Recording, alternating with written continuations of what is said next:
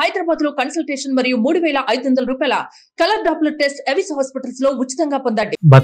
బతుకమ్మలు పువ్వులతోనే పెడతారు కానీ ప్రత్యేకంగా తెలియదు వాళ్ళకి. పుట్టినప్పుడు అమ్మ పుట్టుడే ఊపిరి తీసుకోలేకపోతుంది. బతుకమ్మ నేను బతకపోతే ఎట్లా అన్నద ముందు దేశాటనకి వెళ్ళినప్పుడు అన్నంలో విషం పెట్టి చెల్లిని చంపుతారు. నవరాత్రులు చరిత్ర ఇతిహాస పురాణాలలో అమ్మ ఎందుకు రూపాలు తీసుకుంటుంది అనేది తెలుసుకోవాలి. మహిషాసురుడి యొక్క వరం విర్రవీగడం చేత మహిషాసురుడిని వర్ధించిన ఆ 9వ రోజు స్పృహ కోల్పోతుంది. 9 అవతారాలకి 9 వంటకాలు, 9 రోజులు 9 రకాల పువ్వులు పెట్టి బతుకమ్మలు చేసే చరిత్ర ఎంత ఘనమైనది. మహిషాసురుడు చంపిన ఆ చరిత్ర మనకు చాలా గొప్పనైనది. ఆ అన్నదమ్ముల ప్రేమకు చేసుకుంటున్న ఆ బతుకమ్మ నిజంగానే బతికొండాలి. నమస్కారం మిత్రమా, చెప్పండి. బతుకమ్మ నవరాత్రులు వస్తున్నాయి.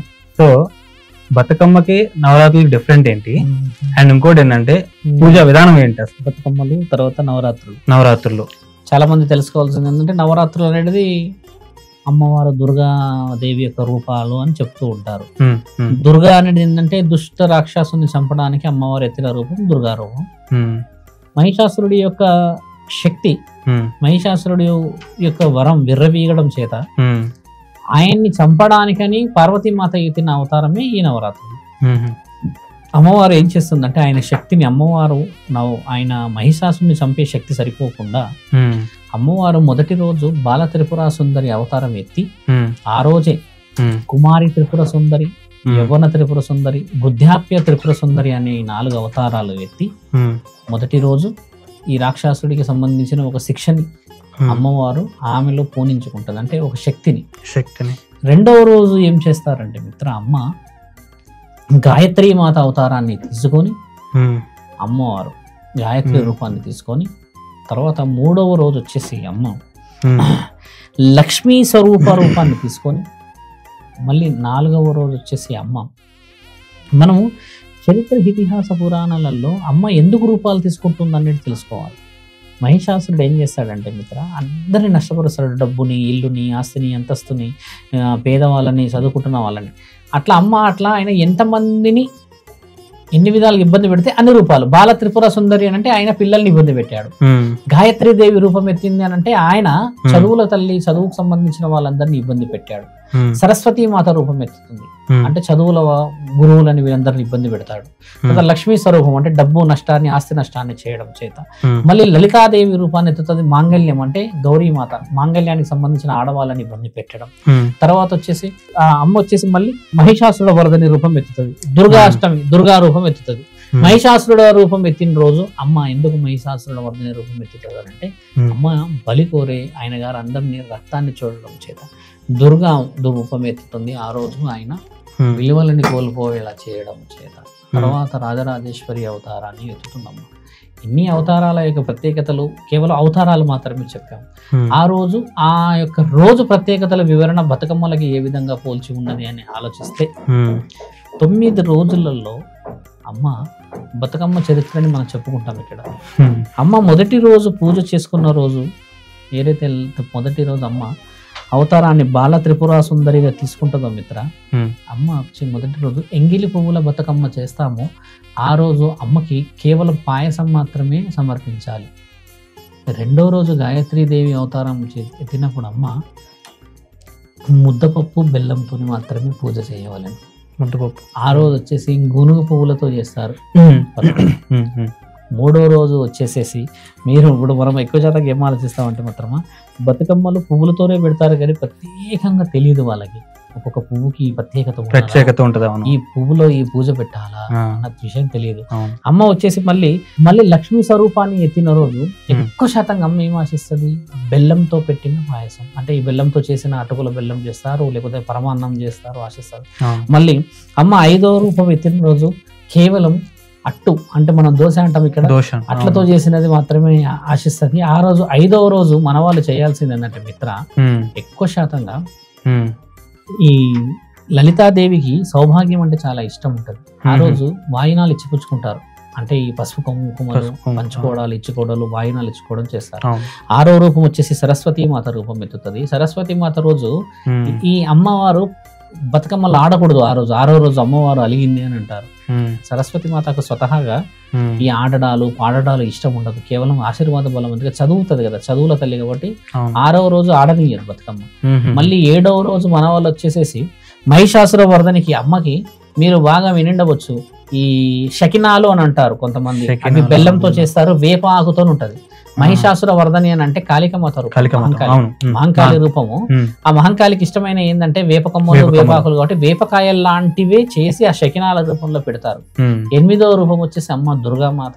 దుర్గా రూపాన్ని ఎత్తిన రోజు అమ్మకు కేవలము మనం వెన్నతోని చేసిన పదార్థాలు మాత్రమే ఎక్కించవాలి ఆ రోజు.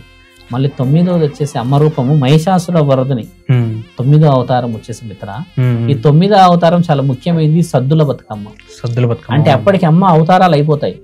అంటే 9వ రోజు సద్ది అంటే లంచ్, డిన్నర్, టిఫిన్, అంటే బాక్స్. అసలు సద్ది అనేది బాక్స్ యాక్చువల్లీ తీసుకుపోయేది కదా, సద్ది అంటే తీసుకొచ్చేది కదా. అలా అమ్మవారికి ఏం చేస్తారనంటే, అమ్మ పోయే రోజు వచ్చింది 9 రోజులు కాబట్టి అమ్మకి సద్దుల బతుకమ్మ చేసి సాగనంపుతారు. ఆ రోజు ఇచ్చే అటుకులు, బెల్లము, పులిహోర, దద్దోజనలు ఏవి చేసినా కూడా అమ్మ తీసుకొని వెళ్తుంది. అదే సద్దుల బతుకమ్మ. 10వ రోజు అమ్మ మన రాజరాజేశ్వరి అవతారం ఎత్తుతుంది. ఆ రోజు దసరా. అయితే అమ్మ మహిషాసురుని వర్ధించిన ఆ 9వ రోజు స్పృహ కోల్పోతుంది. స్పృహ కోల్పోయినప్పుడు అమ్మని బతుకమ్మ అని అంటారు. బతుకమ్మ నువ్వు బతకకపోతే ఎట్లా, 9 అవతారాలు ఎత్తి చంపావుగా, చంపిన తర్వాత బతకకపోతే ఏ విధముగా ఉంటుంది అన్న ఆ కోపాన్ని, ఆ తాపాన్ని బతికించిన ఆ తరుణాన్ని బతుకమ్మ అని అంటారు. అంటే ఆమె రాజరాజేశ్వరి అవతారం ఎత్తి ఆ నవరాత్రుల రూపానికి రాజరాజేశ్వరి రూపం ఎత్తేసి పూర్తి చేసిన రోజు దసరా. చరిత్ర ఇతిహాస పురాణాలలో బతుకమ్మల యొక్క ప్రత్యేకత ఏముందంటే, ఒక రాజుకి 100 మంది కొడుకులు ఉండి ఒక ఆడపిల్ల లేదు అన్న బాధ ఉంటది. ఆ ఆడపిల్ల పుట్టాలి, ఒక ఆడపిల్ల బతికి ఉండాలి. ఆయనకి ఏంటంటే ఆడపిల్లలు పుడతారు, చనిపోతారు. అలా రాజ్యం అంతా సున్నా అయిపోతుంది, ఆ కొడుకులందరూ చనిపోతారు. తర్వాత వాళ్ళు రాజ్యంలో కొడుకులు లేరు, పిల్లలు లేరు అని రాజ్యాన్ని అంతా అందరికి పనిచేసి అడవిలోకి వెళ్ళి చేరి ఒక దగ్గర కూర్చుంటే అమ్మ కళ్ళలో కనబడుతుంది లక్ష్మీమాత. రాజ్యం, అంత పెద్ద రాజ్యాన్ని వదిలిపెట్టి మీరు అడవుల పాలయ్యారు కదా, అలా ఎలా అంటే నాకు ఒక బిడ్డ లేదు, కొడుకులు చనిపోయారు, ఒక్క బిడ్డని బతికించమంటే బతికేయలేకపోయారమ్మా మీరు, అది ఇదన్న ఆవేదన, నేనే నీ కడుపులో పుడతాను ఎందుకంటే మీ కులదైవాని అని చెప్పినప్పుడు అమ్మ ఆయనకి బిడ్డ రూపాన పుడుతుంది మళ్ళీ ఆ రాణి కడుపులో, అదే అడవిలో. పుట్టినప్పుడు అమ్మ పుట్టుడే ఊపిరి తీసుకోలేకపోతుంది. అప్పుడు వీళ్ళు కోరిన కోరిక ఏంటంటే, అమ్మ అందరూ చనిపోయారు కదా, బతుకమ్మ నువ్వన్న ఒకదాని బతుకు, నువ్వు బతకకపోతే ఎట్లా అని అన్న ఆ పాట ఈరోజు బతుకమ్మ పాట. అప్పుడు బ్రహ్మ, విష్ణువులు వీళ్ళందరూ వచ్చి ఆమెను ఉయ్యాలలో వేస్తారు.